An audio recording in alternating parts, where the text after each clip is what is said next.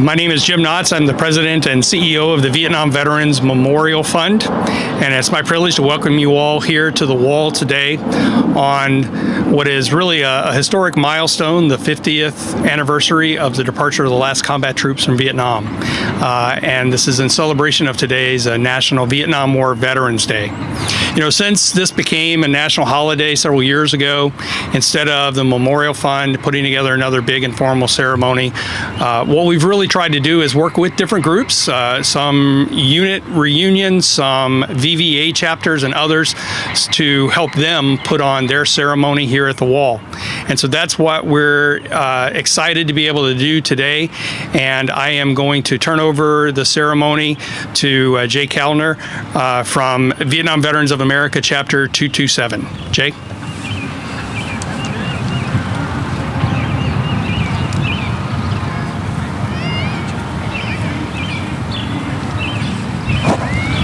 Welcome, everybody. I'm Jay Kellner, president of Vietnam Veterans of America, Chapter 227. We're the largest VVA chapter in the state of Virginia. We currently have 361 members, and we're about the 18th largest chapter in the country. Nationally, VVA has almost 90,000 members, and would you believe it, given our advancing age, we're still growing. So as a chapter and as a national organization. I want to thank Jim for inviting us here today. We take this opportunity with great pleasure to be here, and we appreciate the work that Jim does for the foundation. What I'd like to do, in recent years, we've had prominent speakers come and give a presentation, but what we decided to do today, since we've had prominent speakers at our meetings recently, I'll just tell you two of them quickly that we had. This past month, we had a female F-16 pilot who was up in the air during 9/11 defending Washington. She served with another F-16 pilot. They were given tactical warning that United Flight 93 was headed to Washington, and they didn't have time to even arm their two F-16s. And so she went up there on a suicide mission to ram the plane if it entered D.C. airspace. And she gave a fascinating presentation. The month before, we had a great speaker who was the commanding officer of the USS Cole. If you remember back in October 2000, before 9/11, his ship was attacked by Al-Qaeda terrorists, and he gave a fantastic presentation. So when Jim mentioned this opportunity to be here today, we thought about, well, should we get a really prominent speaker like the two we've just had? But someone gave us the idea of maybe the best thing to do is to have chapter members or even Vietnam veterans who stroll by here, if we have time permitting, to tell their stories. To tell their stories about their tour during the Vietnam era, in Vietnam if they served there, and then what happened to them when they came home, because a lot of people are curious about that. So that's what we'll do today. I want to first acknowledge there's a colleague of mine who's the president of the Silver Spring chapter in Maryland, Bill Bennett. He's standing up there now. And so what we'll do is we have several speakers who will talk for maybe 10 minutes or so about their tours and what happened to them. And I'll begin with our chapter treasurer, Chuck Harris, who has a fantastic tale to tell you.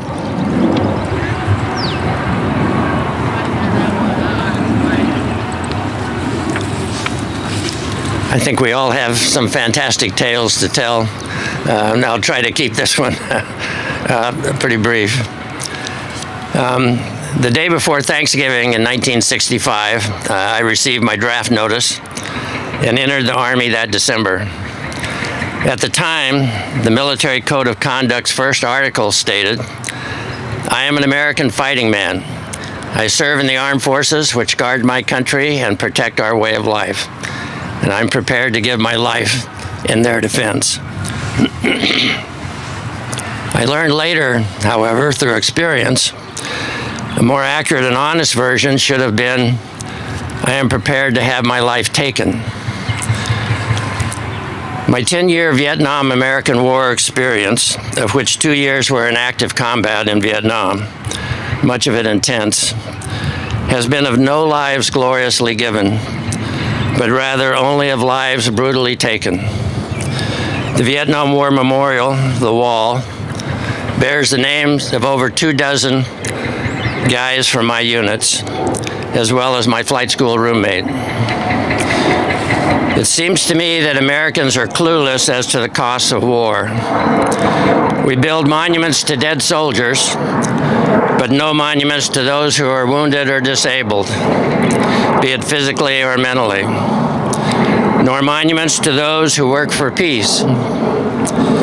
We lament over the 1,600 still missing American soldiers from the Vietnam-American War, but are clueless about the 300,000 Vietnamese that are still missing from the same period. We certainly don't memorialize the costs of wars, sicknesses, and diseases. During the Vietnam-American War, over 3 million Vietnamese died, millions wounded and displaced.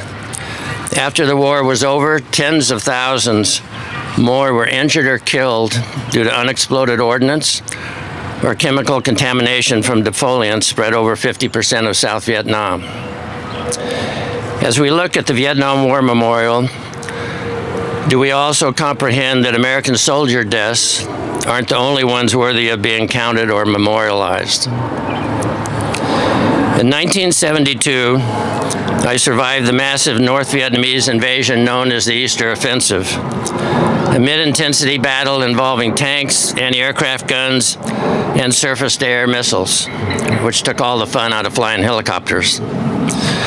The ground fire was intense, and as our recovery if shot down was not assured, we were issued blood chits. In multiple languages, these said, "Misfortune forces me to seek help," and offered a reward for my safe return. We joked we should turn each other in and see how much we were each worth. On the wall's last panel, there are a dozen Cobra gunship pilots killed while covering our combat assaults at the 3-month siege at An Loc. They were among the last to be killed in Vietnam. And I can tell you they weren't giving their last full measure. They had it taken. Just as we took the lives of our enemy and a lot of civilians. I returned to the U.S. among the last remaining American combat troops. The war was over. I was a captain, having received a direct commission my first tour, and had decided to stay in the Army, as I loved flying helicopters. But I was bitter, confused, and angry. Why do human beings kill each other? Was the Vietnam War a just war? The Pentagon Papers had recently become familiar to me. Was it all worth it? How would Chuck Harrington and Lou Brewer and any of the others answer this question if they weren't on the wall? Why would anyone want to bring children into a world of Vietnam-American wars? And what could make it better? For the world and having a chance of being a better place, I came to the conclusion that women needed to be empowered and be able to take charge. I had experienced what men were capable of, and I felt that for humanity to have a chance at a saner future, women needed to step up. Maybe they could better mitigate man's inhumanity to man, so to speak. So in 1973, I got involved working for the passage of the Equal Rights Amendment with the National Organization for Women. Nothing exemplifies our ignorance of a combat zone more than folks arguing women shouldn't serve in combat roles. I say neither should men. But if we men must, so should women. The irony is, women are always involved, if not as soldiers, then as civilians. The best place to be in a combat zone is in uniform, with a job, a voice, a supporting infrastructure, providing safe drinking water, food, and medical care. As civilians in a combat zone, women, children, and the infirm are a low priority. And by many orders of magnitude, they by far comprise the most casualties of war. We just don't count them. The ERA simply states that equality of rights under the law shall not be abridged or denied by the United States or any state on account of sex. The ERA is 100 years old this year, so it's no wonder that some of the words don't have necessarily the same meaning they did 100 years ago. I would argue sex has a different connotation today, and probably a better word today would be gender. However, one example of progress in the last 50 years is the Military Code of Conduct's first article now reads, "I am an American, fighting in the forces which guard my country and way of life," rather than "I am an American fighting man." I'm greatly affected by the memories, the ghosts of the dead that I have known. The wounds, the destruction, the agony and pain, the anguish, the depression and dark places you can sometimes find yourself. May the loss of all these lives be not in vain. May we honor their struggle by working much harder for peace and justice and for a better understanding of what constitutes a just war. May we as a nation struggle mightily for just peace. May we as a community work harder to ensure tolerance and mutual respect.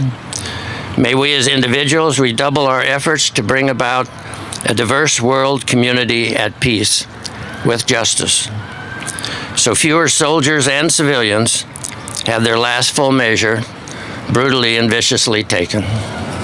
Thank you.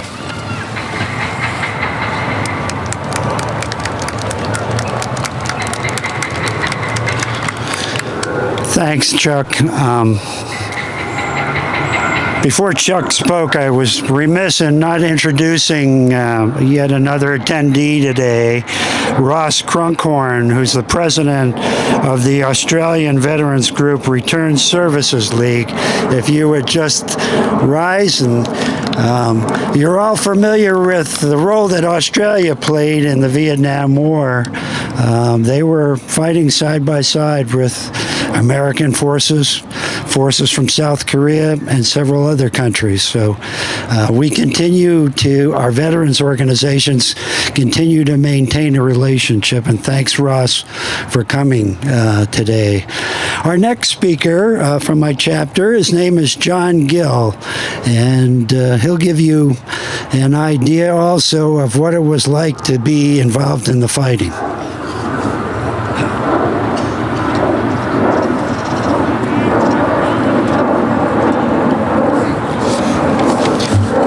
Thank you. Thank you for this opportunity. My name is John Gill. I went into the Army in 1966. I had a choice. I could go or I could be drafted. Some choice. I ended up in Vietnam in October 1968. After I re-enlisted to go there. I served with the 1st to the 8th Artillery, 25th Infantry Division, And we were stationed out of Cu Chi, a place many people have heard of, famous for its tunnels. And I worked mostly out of fire support bases or forward support bases that provided artillery support and cover for the infantry in our area of operations. The job we were doing was to locate rockets and mortar positions. They'd fire at us, we'd look at them, and we would direct artillery fire against them. I had a small team. There were 8 of us. At the most, we were up to 12. We spent, at one point, about 3 months. There were 12 of us on a fire support base that 2 days prior had more than 150 people on it. They were all in different units from ours. They were all redeployed, and we were left behind. Somebody made a mistake. Well, that's all right. We went ahead. We did what we had to do and provided the same services for the rest of that time by ourselves. I too have demons, nowhere near what others have. But no one who served in Vietnam doesn't. We all saw things, experienced things, and felt things that no one should have to feel. When I returned from Vietnam, I actually returned twice because I extended my tour. I was a real glutton for punishment. When I came back in 1969, my father met me at the airport here. But before that, I had to go through California in Oakland Airport. And the greeting that I received, many of us received, was baby killer, drug addict. We were spit on. We were ridiculed. Not exactly what we thought we were going to get. When I got home here to National Airport, where I lived, near here, my father picked me up. My friends from school would still talk to me. And when I went back to Vietnam, I felt, okay, well, at least I had that. When I returned in April 1970, it was a bit different. Still got spit on and cussed and ridiculed at the Oakland airport. When I got to National,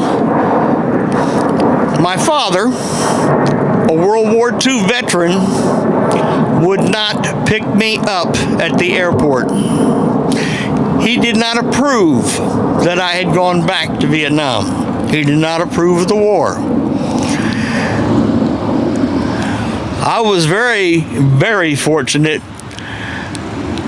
The day after I came home from Vietnam, I met a woman who would become my wife. I met her on April 22nd. We got married on May 19th of that year. Today, 53 years later, we're still married. That woman spent 18 years with me in the military and supported me and helped me recover from my time in Vietnam. Excuse me. The experiences of the rear soldiers have been ridiculed by many. But when a rocket comes in, it doesn't know if you're an infantryman, an artilleryman in a forward position, or someone who's working supplying ammunition, food, medical support to these soldiers. When those rounds go off, they still hurt and they still kill.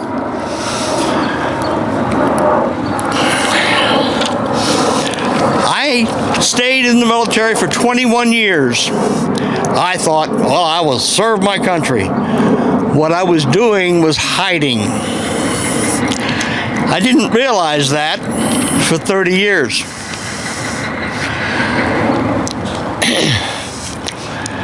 Then, about 20 years ago, I was able to recognize these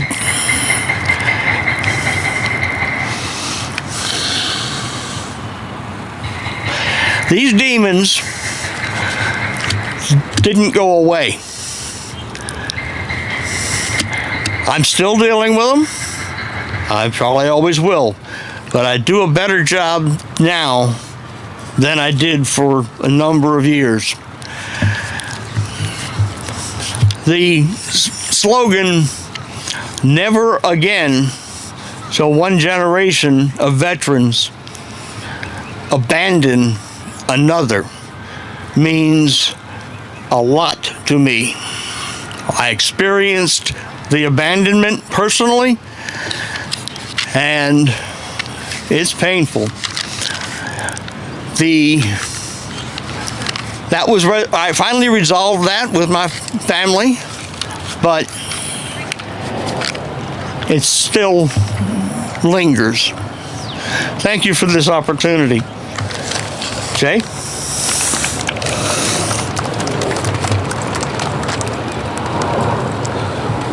Thank you, John. Our next speaker will be Len Ignatowski, who also happens to be our chapter vice president and has been an officer of our chapter for a couple of decades. So, Len?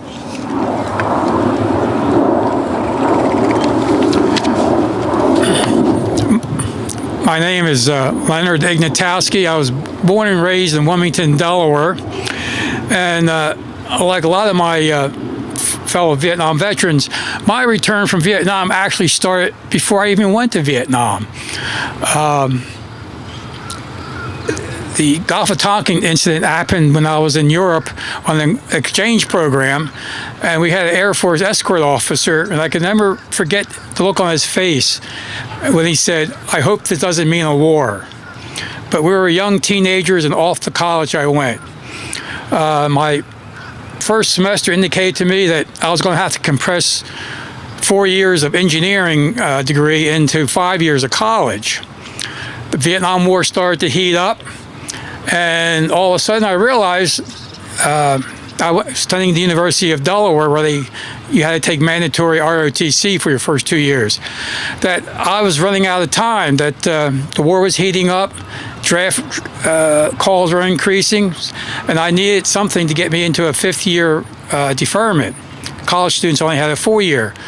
So I went to my sophomore year of ROTC. They gave you a sales pitch, and I talked to my mentor. And I said, "I don't mind going to Vietnam. I just don't want to go as an infantry officer." And he says, I'll never forget his words. He says, "Ignatowski, the Army's not stupid. They're not going to put you as infantry. They're going to put you in the Corps of Engineers or some other where they can use your engineering degree." I was a civil engineer major. So I signed on the dotted line, and I thought I was secured for my 5th year. My 5th year in business law class, I can still remember as if it happened yesterday. In came this other ROTC cadet, and he says, "They posted the branch assignments." Well, in your junior year, you could pick your branches. I picked Corps of Engineers, Armor, Quartermaster, and Signal Corps. And he says, "Yeah, but if you got infantry and didn't ask for it." And I said, "How many got Corps of Engineers?" He said, 6. And sure enough, we had 6 civil engineering students in the ROTC program. boy, was I safe. Well, went up to the ROTC department and looked on the Corps of Engineers list, and my name wasn't on the list. It was a biology major was on there. So I looked the other branch assignments and finally got to the infantry, and there was my name, Joseph L. Ignatowski, infantry. Well, I was a little despondent, to say the least. And my mentor said, well, apply for a 6-month delay of duty and try and get your branch transfer. I says, great. So the first requirement was I had to get a job. So I started interviewing for the school's placement office. And this is really my first exposure to what it was meant to be going to Vietnam. I was interviewed by one company. They offered me a job, gave me a starting date, gave me a salary. I said, oh, by the way, I need a letter to the Army saying that you're giving me employment. And they said, why? I said, well, I'm going away for 2 years. They said, oh, no, you're only going away for 6 years. You got a reserve commission. I said, no, 2 years. And they said, oh, well, we're going to rescind your offer. So they took the job away from me. I went to the placement office, told them what happened. About an hour later, I get a call back saying, hey, the job is yours. I said, no, thank you. And the placement office was quite happy about that. Another company I interviewed with, and this really hit hard. He said, you're stupid. He says, we could have gotten you a draft deferment or got you into a local reserve unit. This was in 1969. And didn't get a job offer from them. Then I was offered a job with a company called Rumwell, Kepler & Cole out of Baltimore, Maryland. I say that because they were willing to take me for 6 months. And on the first day, I said to the boss, Ralph Marquis, said, why did you hire me? Because I was not an environmental engineer. I was an urban planner. And he says, you're an officer. And I said, yes. He says, that's all we need to know. So I worked there for 6 months. They gave me a going away ceremony. I entered the Army on December 7th, 1969. December 7th, I don't know, had an ominous sign. So I went to Fort Benning for 9 weeks, completed IOBC. I went to Fort Leonard Wood, which is occasionally referred to as Fort Lawson Woods, out in the middle of Missouri. Served as a training officer in a basic training company. I got my orders for Vietnam. I remember the battalion commander came out to the firing range and gave me my orders. And it included a 2 weeks down jungle school in the Panama Canal Zone. So I was off to Vietnam, went home for 30 days as a rude awakening, because most of my friends had draft deferments for one reason or another, and they're all married and working. So I couldn't wait to get to jungle school. Went to jungle school, saw the Panama Canal, then arrived in Benoit Airfield on November 11th, another ominous sign, November 11th, Veterans Day. Went to the 90th Replacement Battalion and expecting to be assigned to an infantry unit. Well, first stroke of luck, I was assigned to the 20th Engineer Brigade. My bunkmate from jungle school said, oh, you're going to go to a Rome Plow or Land Clearing Company or Combat Engineers. I said, I don't care, as long as I'm going for the engineers. And as I made my way down to my battalion, that same question kept appearing. What the heck is an engineer, civil engineer, doing in the infantry? I just said, I don't know, ask the Army. Because the Army's famous quote was, the needs of the service come before the desires of the individual. You know, your career, I've probably heard that. So I was assigned to the 169th, and the guy said, well, it's a construction battalion. I said, I don't care less. And I was lucky. It was a construction support. They built the infrastructure, everything from latrines, outhouses to the hospital at Long Bend, or at Long Bend Post. We were rebuilding the road from QL1 up to the lot. There's several engineering battalions. So I spent my year in Vietnam building a road. I served as a assistant battalion operations officer, requested a transfer to a field unit, got assigned to the 43rd Dump Truck Company, and then to the 544th Construction Support Company, which made the rock and asphalt for the road construction. I was very fortunate. I never had to fire my M16 rifle in anger, but there are some incidents where today I live with what if. My other two predecessors said, we all came home. A lot of us thought we may have been in good health, but the demons of Vietnam came back later. And when we go speak to students, they ask us the question, would you do it again? And I don't know why, but I would immediately say yes. And why, I really can't answer that question. But it was something about the Vietnam, about the war, the camaraderie and whatnot that said, I think we started off on the right foot, but somewhere along the line we lost our way to do the politics, religion, and other aspects of the war.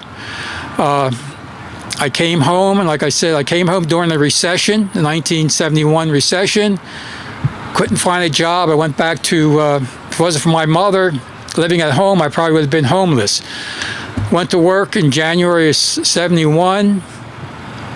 Got married 2 years later, and now working with the fellow veterans and making life better for our returning heroes. And one thing I like to say, a lot of people say, thank you for your service and whatnot, but we Vietnam veterans are not the real heroes, because like John said, we had a choice. Get drafted or enlist. We really didn't have no choice. So, but the New Day veterans are our real heroes, because they had a choice between down at the Dairy Queen with Mary Sue, or else enlisting in the Army or in the service and not knowing where you're going to be for the next 2 or 3 years. So that's my story, and thank you for giving me the opportunity to share this.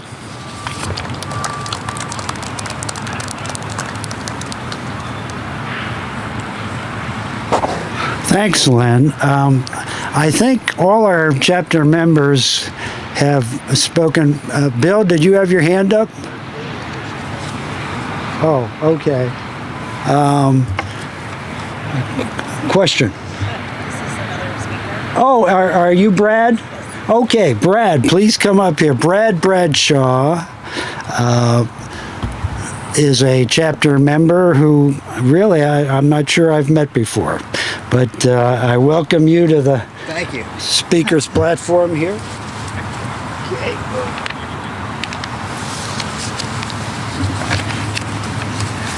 Thank you for inviting me. The 50th anniversary of the 29th, where 50 years ago the last combat veteran left Vietnam. That was in 50 years ago. I had the good fortune, this is my second tour. I have to come back to my second tour was 90 days in KC-135s. I flew combat in October, November, December 1973. The war was over, remember. But while we were flying, we were refueling F4s. I was on 135, a navigator.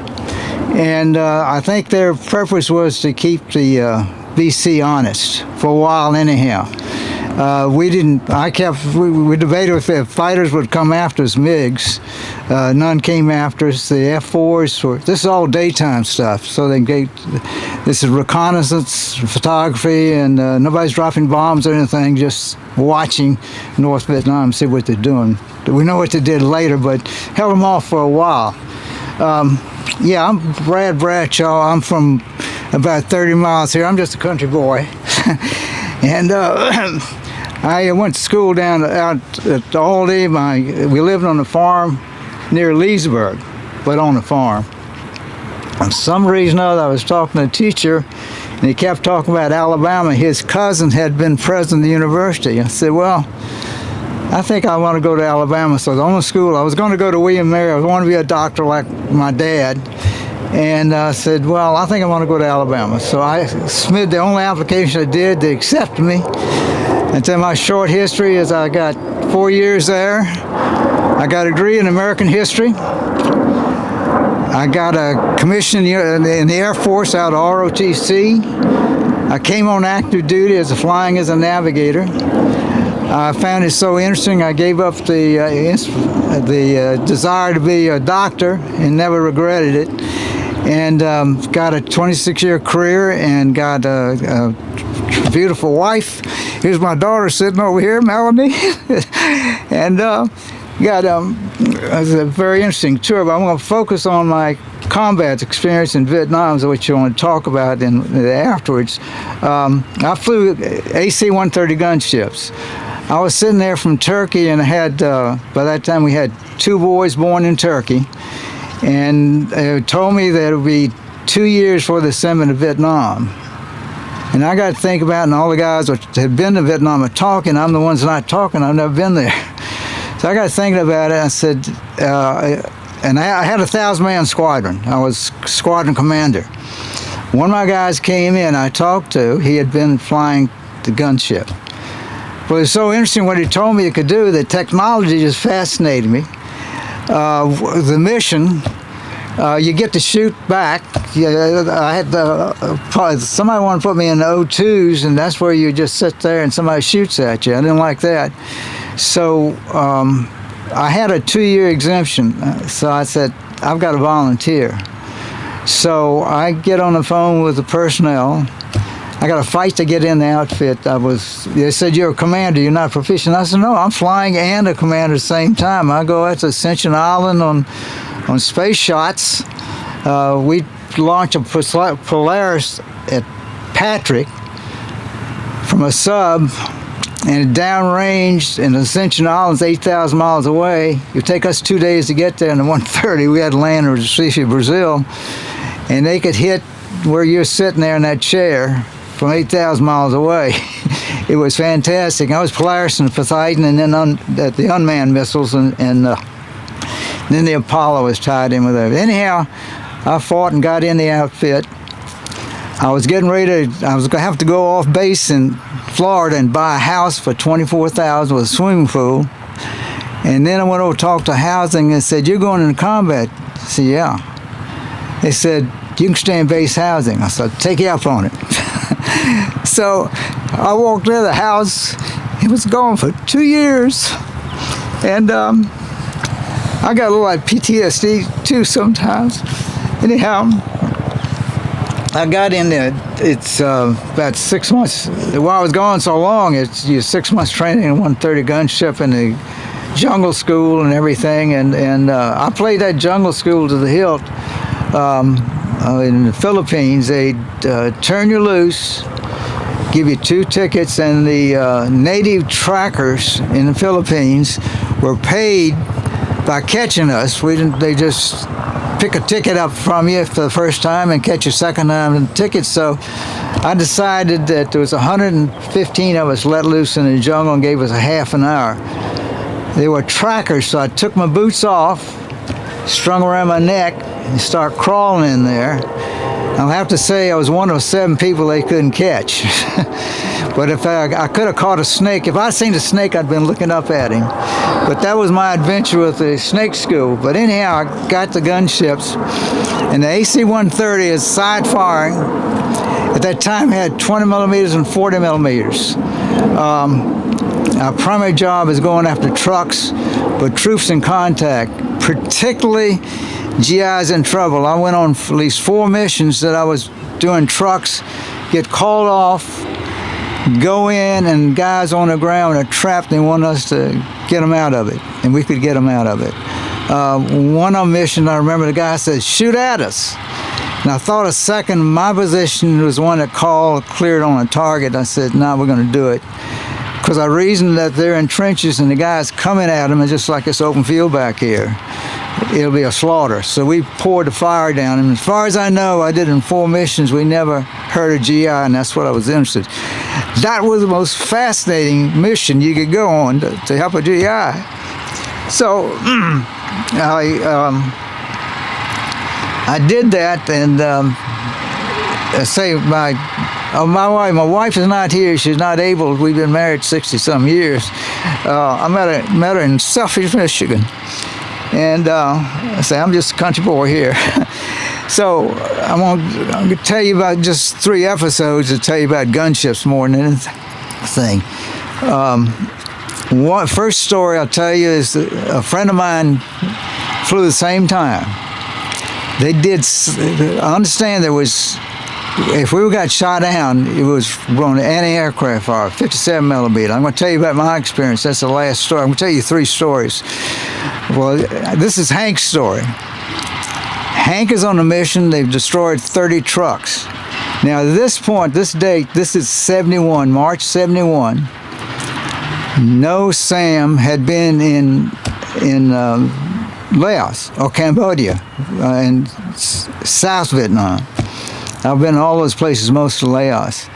So they'd gotten 30 trucks, and they heard, and if I get this straight, the sequence, they have an electronic warfare officer on there. They had 12 or 14 crew members usually. 12 to 14 because instructors sometimes. So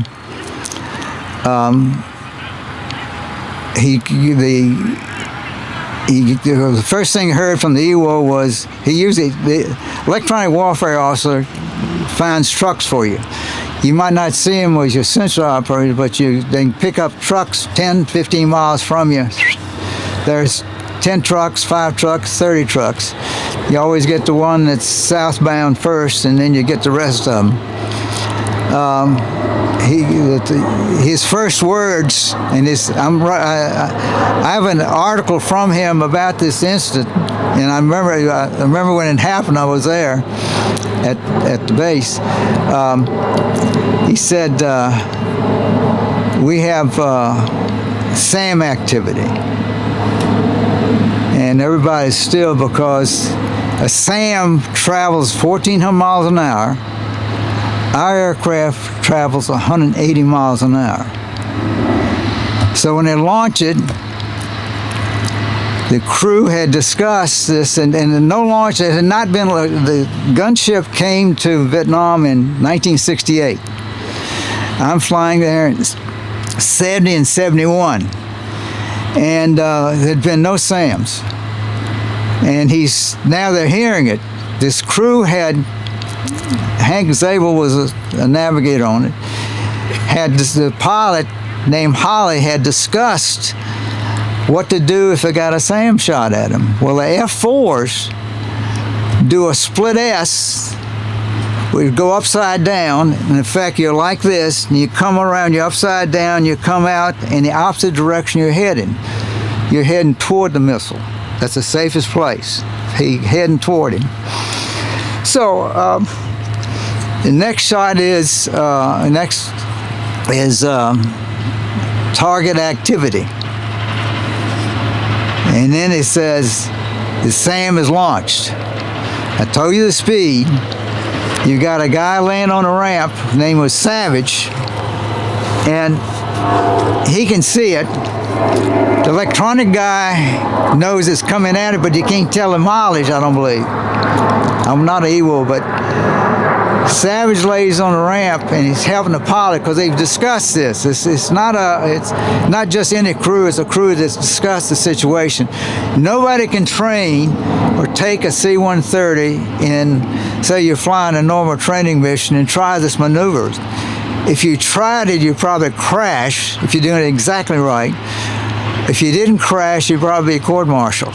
They, in effect, did what a fighter F-4 can do, a C-130 had never done, at least not in combat. So they did that, rolled out, and Savage laying on the ramp said he just went above a head, which is what you want. So the pilot, everybody else, there was other gunships. When you work an area, it's like a county, the Area 12 or Area 13. We totally control it from 5,000 to 15,000. That's our area. And we get everything in there. It's a free fire zone. And they said, the pilot said, let's go back and get finished out of the job. So they go over, roll in, and get off one shot. And then they hear, we've got SAM activity. They go through the same litany. There's another stage, it's getting active, and then he's launched on us. Except this time, 2 SAMs. 2 SAMs. So they do the same maneuver. And then when I tell you about it, it's like when my voice says activity, it's not in a couple of minutes. It's like 45 seconds later to say the next stage and the next stage, because the SAM's idea is once they come on, we had F-4s and aircraft that went after SAM sites, and they just wanted them to come up. And so if they did, the fast they did it, they could get the missile off anyhow. So they got the missile off, although nobody was hunting them to shoot them at that time. So they did the same maneuver and pulled out of it, and the crew and the pilots were talking and said, I think we'll go home now. So they went home, and the aftermath, the crew, the entire crew, each member got silver stars and deserved it. And the next instant, I'll tell you about an aircraft that I talked to 2 crew members, to give you how my information. 2 crew members on an aircraft that got hit by a SAM. And it was after this time, it was the second or third instance. And my understanding, the pilot didn't take evasive measures, and the plane blew up. And your chance of survival, I mean, the SAM hit them, and your chance of survival of about a 1 in a million. 3 guys survived. And 2 of them are sitting side by side. There's 3 sitting, the system operators sit in a shoulder to shoulder back in a doghouse, we call it. It's a enclosure in the back of the aircraft. And there's the 2 system operators and the EWO I'm talking about. Well, the 2 guys that did the TV and the infrared, I'm talking to the guy who was doing infrared, sitting on those 3, and he's telling me, he was in my 135 years later, tell me about it.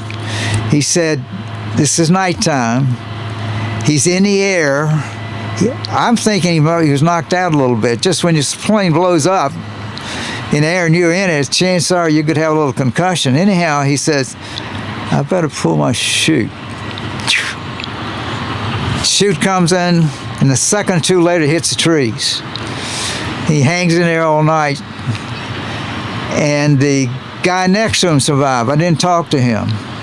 The 3rd guy was a lumen operator, enlisted guy, invaluable laying on the back ramp there for calling in the SAM, because you see the visual, you can tell the distance and everything. He's the one that's going to help you avoid that SAM, because he can see the thing and tell you roughly how close it is. He has a strap to the aircraft. He lays on the C-130 flew unpressurized. No oxygen mask. They have oxygen bottles. If you pass out, they'll slap on your face, but we didn't have oxygen. Unpressurized. 2 windows over the wings are open. The ramp is open. So he pulls himself back in, goes over and unhooks himself, grabs his chute pack in his hand, and I'm talking to him. I interviewed him. I got this on TV. I videotaped him. I went to a reunion. That's how I met the guy. He was about 5'2", and somebody told me he was there, and I looked him up and said, "Can I do an interview?" So I got him on tape, and he said he ran off the ramp, and of course I'm talking to him. Obviously, what he did. I said, "But how'd you have the presence of mind to put that chute on?" I couldn't have done it. Hit that night air, it could be ripped out of your hands unless you covered, thought about it ahead of time. And he had the presence of mind, so I looked at him and said, "How did you know the difference?" He said, had 100 jumps on my own. That's how you're able to do it. So it's 3 of them out of that. And we lost 6 aircraft in the space of 68 to 73. We lost 52 guys. That's equivalent to almost 5 crews. The year I flew, We had 2 aircraft return, including the one I was on. I'll tell you my last story. We were flying a mission one night, and we'd gone into I was a navigator fire control officer, 2 position, and the next year they made 2 positions out of it. It was very difficult to check out, and I really had to work hard about it, but once I got good at it, I knew I was good at it, and I could do it. And we're flying, in intelligence. There was a 4-star general there who's the commander of the 7th Air Force. I knew the previous guy was General Clay. His father was World War II General Clay. And the wing commander, squadron commander, and the general is looking at a place called Chepone, T-C-H-E-P-O-N-E. It's on the Springfield intersection of the Ho Chi Minh Trail. All the trails come into Chepone in Laos. And there may be 6 or 8 trails coming in, and there's 10 or 12 going out of it, taking supplies down to VC. And they wanted us to go in there, and Chepone is a high threat area. It's got a circle around. Gunships not supposed to go in there. So the general wants us to go in there. None of them say a word. Ron Ebert's my pilot and myself. We're not going to say anything. We're going to go in there. So go tell the crew when they know it's going to be a tough one. So we go to Chepone. It takes us maybe 45 minutes to get there. And if you were looking on a map, remember the war, DMZ is here. It's north, and Laos is north-south. If you come off DMZ and go over about 15 miles, there's Chepone. So you're close to China, you're close to South Vietnam, you're close to North Vietnam. So anyhow,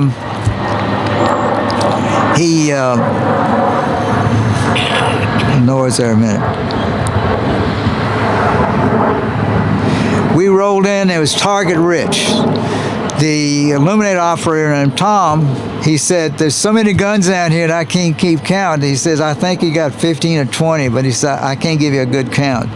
20 or more. So I wrote that down. I have to log all this stuff in. And we got a couple shots out, and okay, I'm going to wrap up here shortly. We had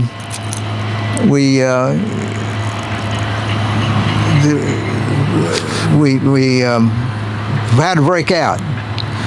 And then I can bring them back on the target. We came back on the target, got a couple more shots, and we broke out. Didn't break out this time. It was a whole what you got shot. We took a 57 millimeter in the tail, flipped us upside down, and the pilot did exactly what the other guy did. He split us out, and we're upside down. He just knows that. The previous one I told you was 9,500 feet. We were 12,000. The guy at 9,500 feet pulled out at 2,000 feet. We flipped upside down. He called, prepare to bail out. I looked over my chute. I said, I'm staying with the plane. And he never called it. He got control of it, pulled it out at under 1,000 feet. We made it home. The aircraft had severe root damage. It should have come off. Its tail was taken off. They put a new one on. It was flying 45 days later, and we were flying the next night. And how we treated, I didn't quite have the problems I've heard earlier talking about, except a couple of times, like the VFW at the Plattsburgh where it was, didn't try to recruit any of us, and that was the reason. But it was subtle. They never said anything. We never went over VFW. So that's the only thing in the local community that I got. And but I was glad I did the mission. I'd do it again. Need me in Ukraine, I'd do it now. So thank you a lot. Appreciate being here. And happy 50th anniversary. Thanks, Brad. Thank you. Thanks for that very vivid narrative.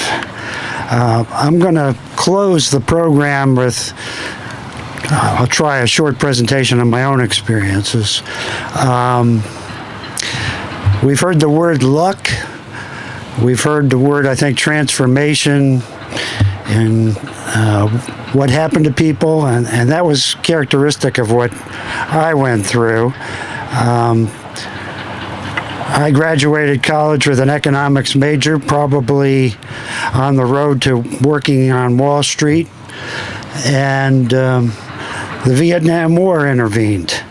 I started a graduate program in economics, and at the time, the way the draft worked, you only continued to have a deferment if you were in a critical area of study, maybe medical school, maybe some kind of science and technology job, but economics was not a critical field.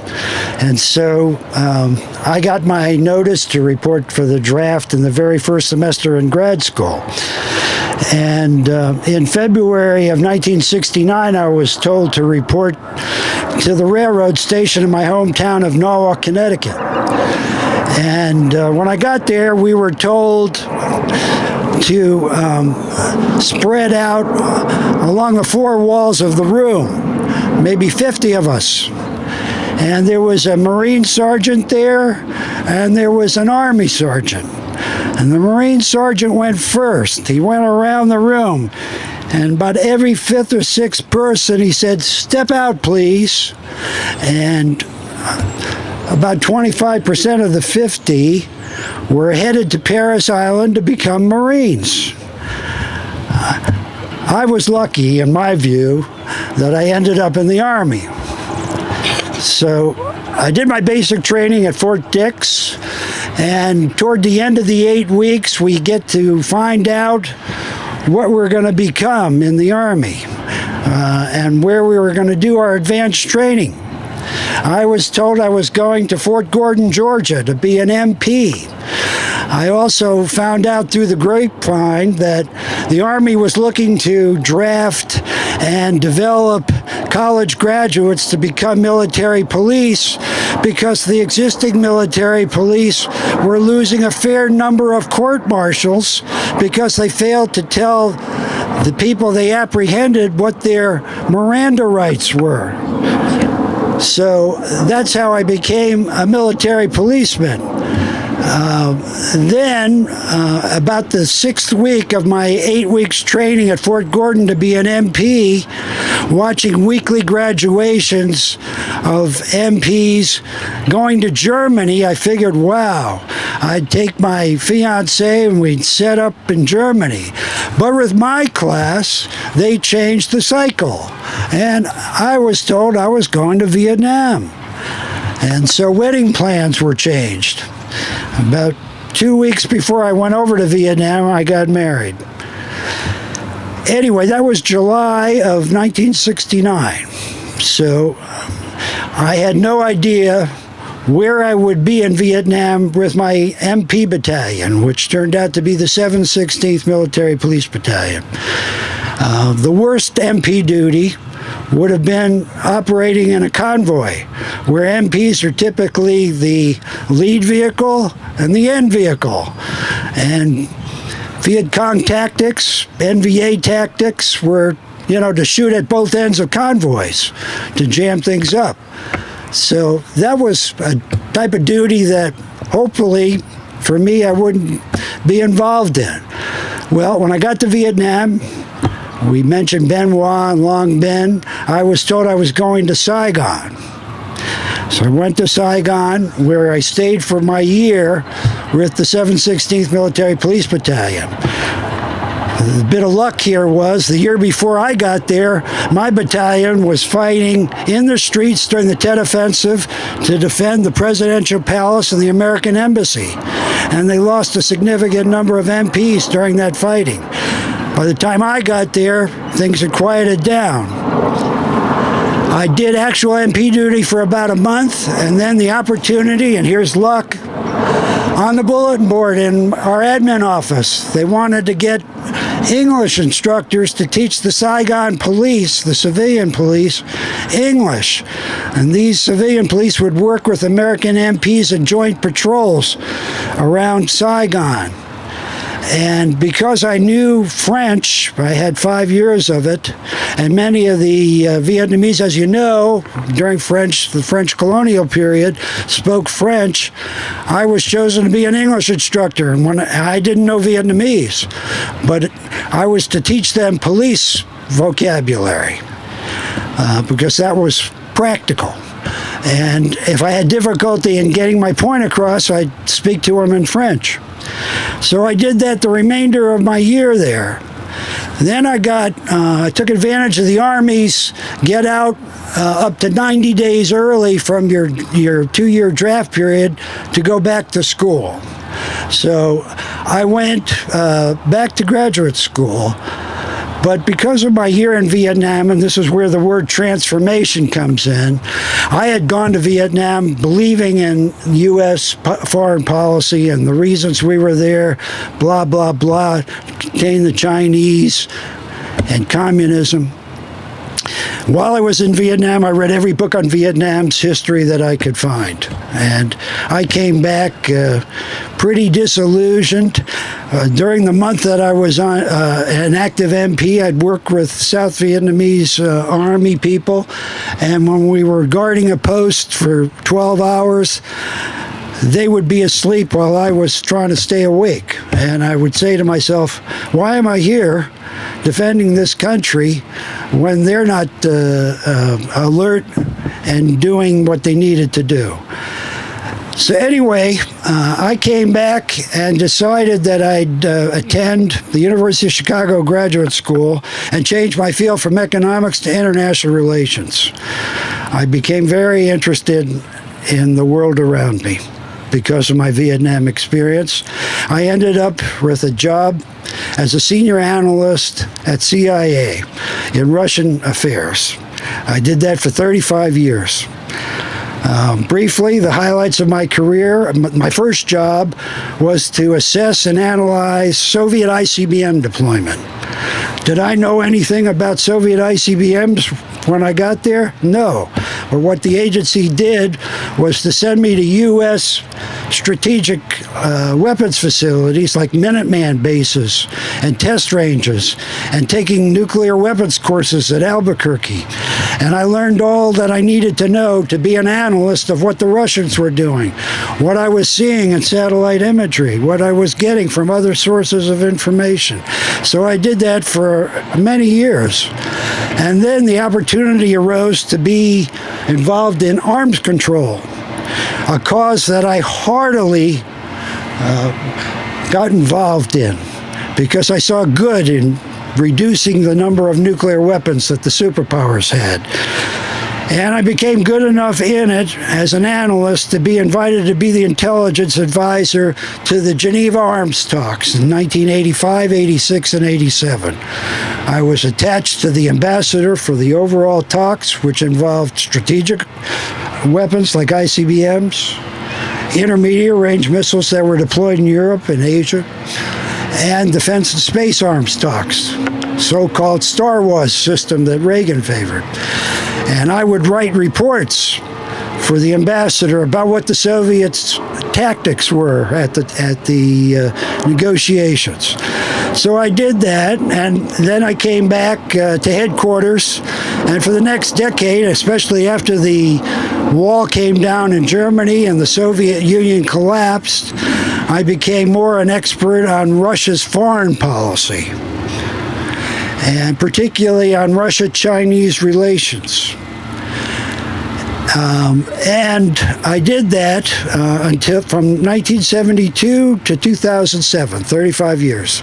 Took a break and then got involved with the Director of National Intelligence, a staff that he formed at the behest of Congress to analyze why the intelligence community screwed up during 9/11. And I was part of a small staff that looked at the products, the analytical products that the intelligence community produced on terrorism, on relations, international relations, bilateral relations, and we assessed the quality and the sourcing because these were mistakes made in the lead up to 9/11. And so I did that for another 6 years. So totally, I was involved 41 years in the intelligence community. Finally, because of illness in 2014, I fully retired. Came down here to the mall during Memorial Day, or it may have been Veterans Day, and saw a desk that was recruiting for VVA, Vietnam Veterans of America, and that started my latest career. I got very interested in what the Vietnam Vets of America were doing, and I worked my way up. I became chapter president 5 years ago, and we do marvelous things. And as someone, I think John mentioned our credo, never again will one generation of veterans abandon another. I believe in that credo. And our chapter has, spends about $35,000 a year, which we were able to raise from generous benefactors to help veterans not only of my generation, my era, but those veterans coming back from Iraq and Afghanistan. And whereas the veterans you heard from today, other than, a couple of them served for a long time, but when you're drafted, it was 2 years, or if you enlisted, it was 3 years. But the demands put on Afghanistan and Iraq veterans who had to go back multiple times. And I would say to myself, how does a person live through that? How does a person raise a family through that? And so it became very important to me to treat those newer veterans the way we weren't treated, when we came home. So I've been doing that ever since. And I find it almost a full-time job, even though it's a volunteer type of work. But I'm just so pleased to work with the quality of people that you've heard from today, who, really take heart in helping veterans and the needs that they have today. And believe me, with the pandemic and everything else that we've gone through, there are a lot of veterans. Either some of them are homeless, facing eviction, have unbelievable medical bills, car payments, mortgages, whatever, that need help.